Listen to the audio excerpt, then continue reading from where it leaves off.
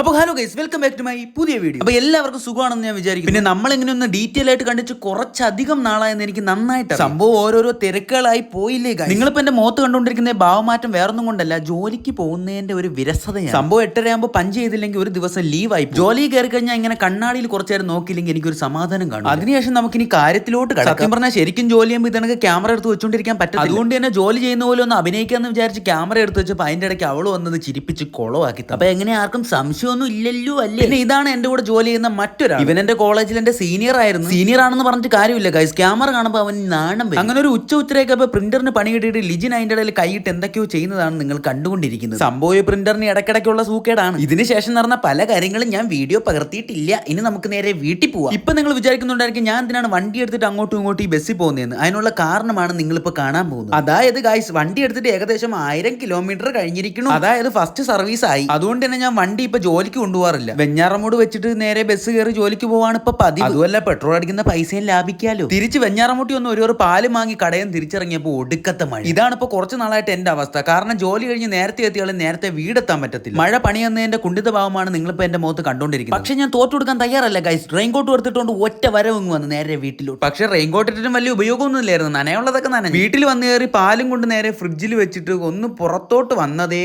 ഉള്ളൂ. ഞാൻ വന്ന് കയറി എന്റെ ഐശ്വര്യത്തിന്റെ പുറത്താണോ എന്തോ, ഞാൻ വന്നിട്ട് ജസ്റ്റ് ഒന്ന് പുറത്തോട്ട് ഇറങ്ങിയുള്ളൂ. അപ്പൊ തന്നെ കറണ്ട് അങ്ങ് പോയി തന്നെ. അങ്ങനെ മെഴുകിരിയും കത്തിച്ച് അരമണിക്കൂർ ഏകദേശം ഇരുന്നതിന് ശേഷമാണ് പോയ കറണ്ട് തിരിച്ചു വരുന്നത്. അങ്ങനെ ഇന്ന് നമുക്ക് ഇനി കറണ്ട് വന്ന സന്തോഷത്തിൽ അല്പം ചായ ഇട്ട് കുടിക്കാം. പുറത്തെന്തായാലും നല്ല മഴ വേണമുണ്ടല്ലോ. ജോൺസൺ മാഷും പരിപ്പോടെ ഇല്ലെങ്കിലും ചായയും മഴയും വെച്ച് ഞാൻ അഡ്ജസ്റ്റ് ചെയ്യുവാണ്. അപ്പൊ നിങ്ങളും തൽക്കാലത്തേക്ക് അഡ്ജസ്റ്റ് ചെയ്യുക. ഇനിയിപ്പോ പ്രത്യേകിച്ച് വേറൊന്നും പറയാനില്ല. ഇനി ഞാൻ ഈ ചായ ഒന്ന് കുടിക്കട്ടെ. അപ്പൊ ഇനി പ്രത്യേകിച്ച് ഒന്നും പറയാനില്ല. അപ്പൊ ഓക്കെ, ബൈ ബൈ, ടാറ്റാ.